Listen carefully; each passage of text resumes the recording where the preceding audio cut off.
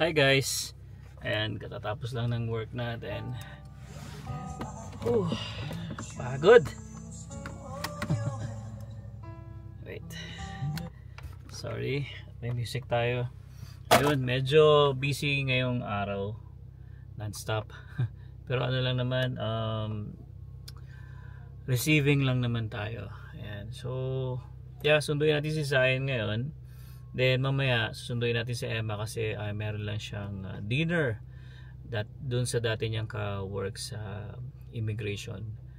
Ayan, so yeah. And pick upin lang muna natin si Zion guys, then tuloy natin yung kwentuhan.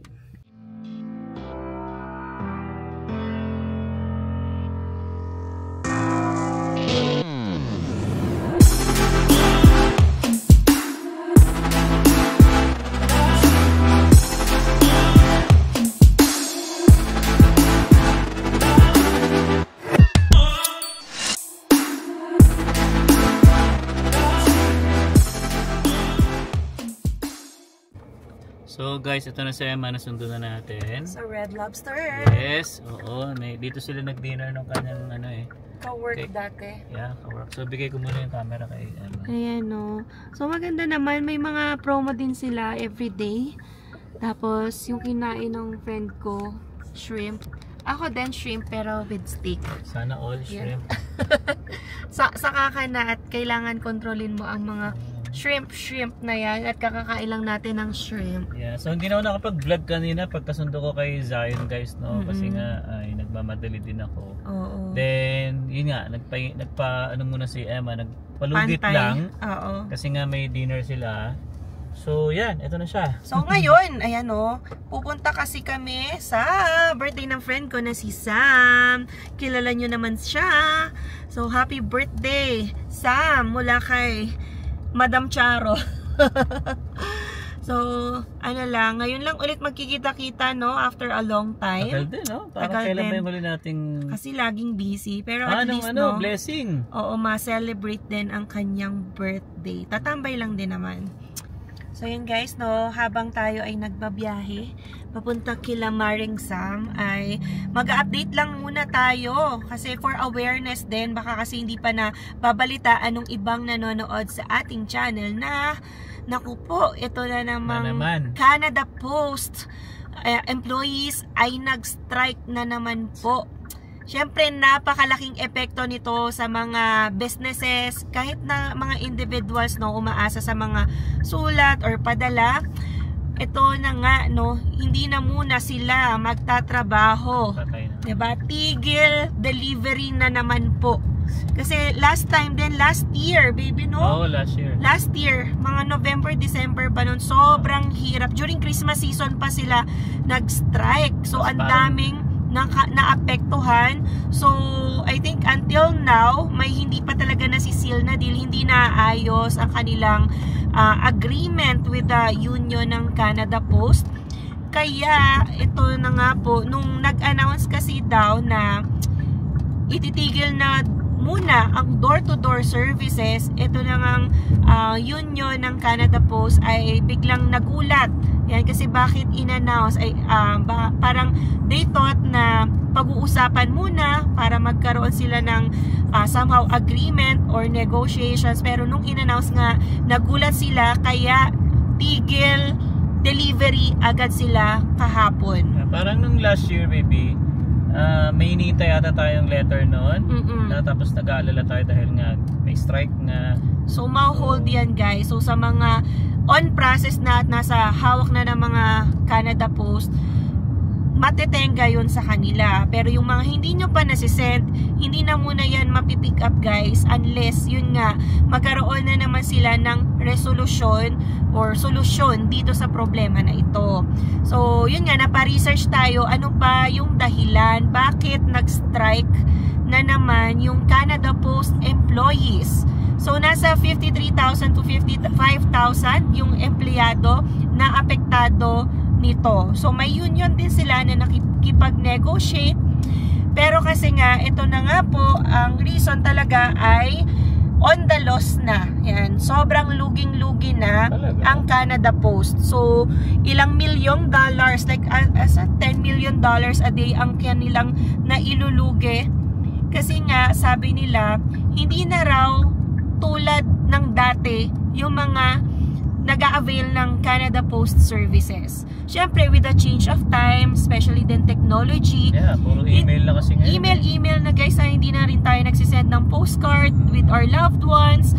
So, nabawasan na talaga kumpara nung, for example, 2019, even before the pandemic, marami pang gumagamit nun. So, ngayon, ang laki ng binagsak. Kaya, it will result din talaga sa malaking revenue loss. And then another issue pa na hindi nila pinagkakasunduan talaga ay gusto na ipatigil ng federal government ang door-to-door delivery. Kasi nga napakalaking cost daw yun para sa mga empleyado. Makakasave sila ng thousands or millions of dollars kung tatanggalin yung door-to-door delivery. Actually, yung community mailbox yung pinopromote nila. So, nasa 70% naman ng Canada naka-community mailbox na. So, baby, ito yung mailbox natin. Parang, di ba, grupo-grupo yung mailbox. Hindi na siya per bahay. So, sa pamamagitan ng community mailbox, nakakatipid yung Canada Post. Kasi hindi na kailangan magbahay-bahay. Bagsak na lang sila ng diba? Bagsak na lang sa iisang area.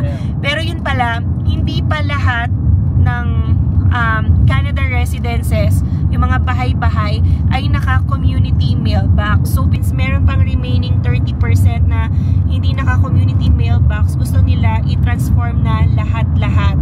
Kaya lang, meron naman silang exemption na kailangan door-to-door yung delivery ng parcels, nung boxes, or nung mga mails. So, certain people na lang siguro or residences yung maiiwanan ng door-to-door delivery. But the rest, pinopropose na lahat community mailboxes. Pero, syempre, may hindi nag-agree sa ta-transform sa lahat into community mailboxes kasi daw, nakakababa daw yun ng property value. And yun nga, syempre kawawa daw yung may mga mobility issues na kailangan pa pumunta somewhere. Diba? Hindi na yan tapat ng bahay mo, pwedeng kabilang kanto pa. Yeah, parang yung sa atin doon sa Ogden, diba? Ang layo, lalakarin pa natin. Yeah, lalakarin so, ginagawa namin guys that time, pag pauwi kami, doon lang namin siya dadaanan. Minsan nga nakakalimutan eh. So, may natitenggang letters kasi nga hindi siya nasa bahay mo mismo. Yan. Pero, yung mga ilang issues na kinakaharap ng ng mga workers ng Canada Post, wala pang negotiation na nangyayari. So, they are given 45 days to come up with a plan. So guys, wag naman sana umabot ng 45 days kasi 1 month and a half ding matitenga ang ating mga transaksyon. So honestly, sa office, very talaga yan needed yung Canada Post. Every day, nagme-mail kami ng checks sa mga treatment providers kasi kailangan namin sila bayaran or whatever. We have to send documents sa ganitong client or sa ibang law firms. So, very essential yung Canada Post deliveries. Kaya ngayon, affected din talaga kami. So, I think, same thing din sa ibang businesses na aaray na naman ngayong may strike ang Canada Post. So, kaya nga kami, merong group din kami, mga ka-work ko, na mga problema na naman paano mangyayari. Kasi last year nga ay sobrang hirap nung nangyari. Especially kapag may iniintay ka importanteng documents. You have to wait. Yun natitenga kasi syempre, mga legal processes, legal documents, naiipit. So, hopefully, makaka-come up sila ng solution. Pero kasi guys, when you read the news, kapag makanood din kayo ng balita, sobrang laki na rin talaga ng lugi ng Canada Post. Yung millions of dollars na rin. Siyempre, sa pagbabayad pala ng mga tao nila. Diba? And hindi na rin nga ganun ka-profitable ang Canada Post ngayon. With the adoption of technology na rin, diba? Digital na kasi ngayon. So, yeah, we will see kung ano pa yung mga mangyayari. 'Di ba? So, nakahain pa yan. Meron naman union na makikipag-deal at makikipag-usap. So, hopefully, they come up with a solution. So, isa pa nga na naiisip na solusyon, syempre, to stop the bleeding. Kasi nga, nagbi-bleed na talaga sa losses ang Canada Post, ay pahabain yung number of days nung standard delivery. So, for example, 3 to 5 days, gagawing 5 to 7 days, I guess. Basta papahabain yung delivery period para syempre maipon yung mga kailangan i-deliver, makasave ng expenses ang Canada Post. Diba? Malimit din yung travel, malipit yung use ng tao sa pagpunta sa ganitong location. So, yun nga guys, no, kung hahabaan yung standard delivery time, ay malaki din daw yung matitipid. So, millions of dollars din daw yung masisave kapag hahabaan yung standard delivery time. Pero, proposal pa lang yun. Tingnan natin kung ma-adapt nga yun. I think okay lang naman kung sa atin kung ganun yung maging like one of the ways talaga para makasave ang Canada Post at hindi na masyadong malugi. But yeah, titingnan natin kung ano yung maging final resolution nila. But hopefully talaga hindi umabot ng 45 days. So comment nga kayo guys kung sa business nyo or kung sa work nyo, apektado din kayo because of the Canada Post strike. Kasi sa amin talaga, super affected kami. Baka yung mga may ipon naming letters, i-courier namin. Pero yun naman sa amin, on our end, napakalaking cost nun. Syempre kapag Canada Post, magkano lang naman yun. Parang ganyan, no? Ito yung community mailbox pala. Ayan, no? Yan. Hindi na individual yan. Kailangan mo pumunta, kung taga dito ka, para makuha yung mail mo. Ayan. Pero syempre, ang nagre-reklamo naman dun sa ganung proposal is yung mga seniors and yung may mga mobility issues. Yung hirap maglakad, 'di ba? Hindi na maka-travel papunta doon para lang kumuha ng sulat. So, hindi natin malaman kung ano talaga. Kasi wini-weigh nila yan eh. Ano ba talaga yung pulso ng bayan bago nila i-finalize yan. I-finalize ang ganong agreement. Yeah. Kanina, kwento ko na lang din, yung katrabaho ko, puti yun, yung kapatid niya nag-work sa Canada Post. Yun na, problema daw. At wala na silang pasok. Oo. Oh. Pero I think, di ba, yung in terms of sahod during strike, baka bayaran din sila. Depende rin sa agreement. Yeah. So, andito na tayo kala Sam. Inantay na tayo. Oh. Tumawag nga guys, naputol yung vlog namin. So, i-vlog rin natin at na-miss na rin natin to si Maring Sam. Sige, sama na natin. Hello, Sayo! Happy birthday to... Ay! Nagbibinata ka pa lang? Yes, Mare. Pumipiyok-piyok na nga ako. Gift ko, oh. Thank you. Ay, happy birthday. Uy, 20 years old ka na. Anong masasabi mo? Ha? Ganito pa lang 20. Life starts at 20 ba? Oo. Maglilipat na Oh, ito si Maring Bianca. Mare, Betty Book. Oy, live update pala. Lilipat na sila Sam. Sa townhouse. Sa townhouse. Ay, pa. Congratulations. Thank you naman. Maglilipat kami Sunday pero may mover. Nag-mover yan. Ayaw mapagod. Hindi pa kayo nakakaayos ng gamit na? Kaya ako nga kayo inimbitahan para may kasama kami. Pwede. Tara na, magliglipakin na tayo. May movers. Kaya ano lang, dili-dili. Sabi ko nga, ba't parang chill-chill lang tayo sa mga ganitong oras? Oo nga, daw nagpapak na. Hindi, may mover naman. White glove. Tangik, yung mover, kukunin lang yung box. Hindi, white glove, Mare. Ano yun? Sila yung magliligpit? Ay. Sigurado ka. Kasi may sige, matulog ka na lang. Bubuhat lang. Bubuhat lang. O depende sa mover na kukunin mo. Pala yung ano mo. Pero madadagdag sa time nila yun. Ang gagawin naman namin yung mga personal lahat ng maliliit and everything. Nakabox na kami na magdadala. Yan ang problema ng ano. Nabuhatin na lang nila is yung mga kesa naman maglipat ng winter. Kesa naman maglipat ng winter. Ito, naglipat ng winter. At least fall. Uy, bilis lang, di ba? kamusta nga yung lilipatan nyo? Okay naman siguro. kukunin namin yung susi. Ay! Uy, pwede pa house tour? Pwede. Kailan ng house tour? Sa next week, Mare. At may pictorial pa ako bukas. Pictorial? Di ba? Kunin mo yung susi. May pictorial kami bukas. Ay, may show may si Madam Ronet. fried naman para maiba. Ay, ano to? Yung favorite na mga Ilocano? Didong Ay, halos sabi ko igado. And then Monggo.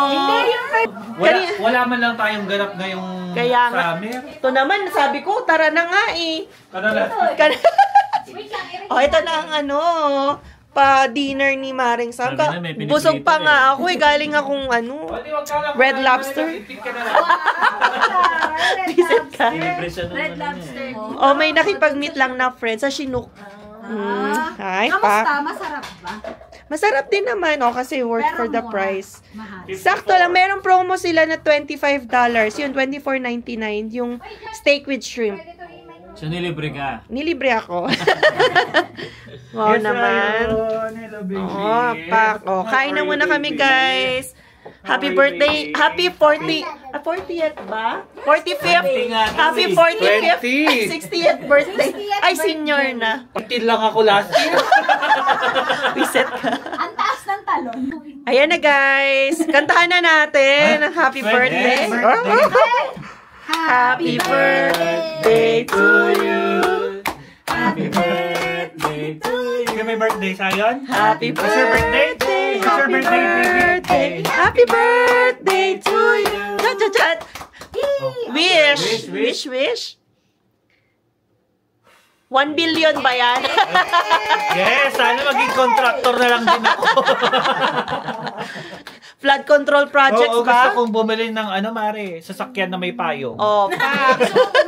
Paano may sasakyan? Yun. Oh, pwede.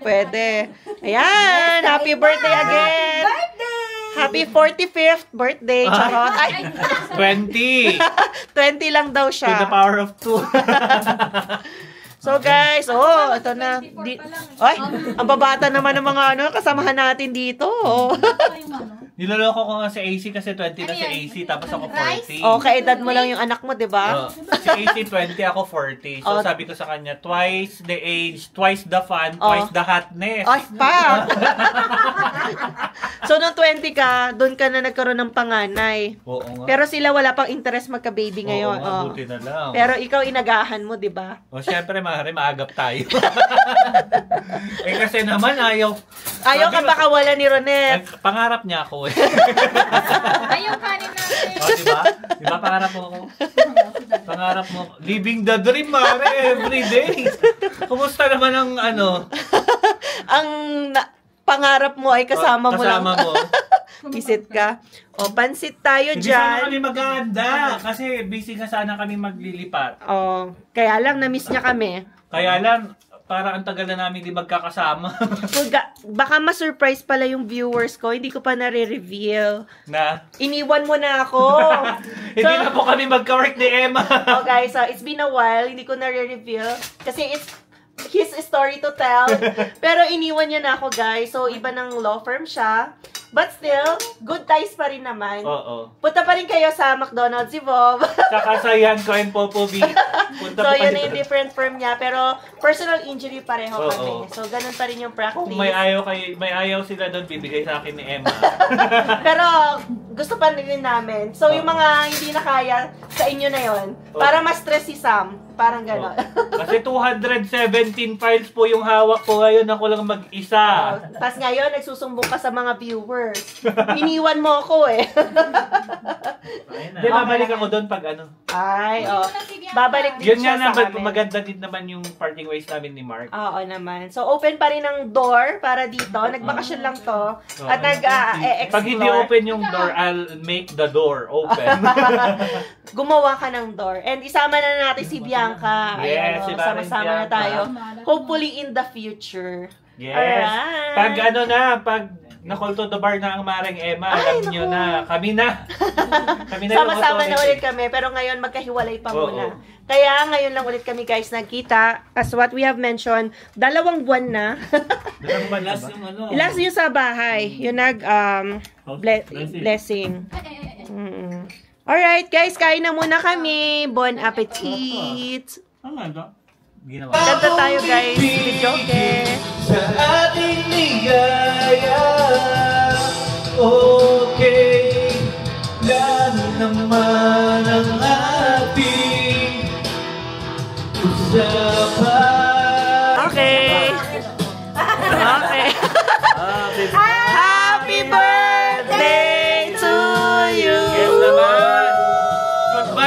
19 years old! 20 na siya! 20 na! Buksan natin. Masarap na. Tinanong mo na ba siya? Kung gusto ko din niya. Nagpapabili kasi ako ng ganyan yung mga flavor. Oo. Si Alvin na pala yung kumakanta. Hindi ito iinom, magdadrive. Cause I'll never change all my colors for you. Take my love, I'll never ask for too much. I don't really need to look very much further. I don't wanna have to go where you don't follow. Can't run from myself. There's no don't make me I don't wanna hide anymore. Don't walk away from me. I have nothing, Thank you, Ate. nothing but love. Bagong papang mo niya. Oy!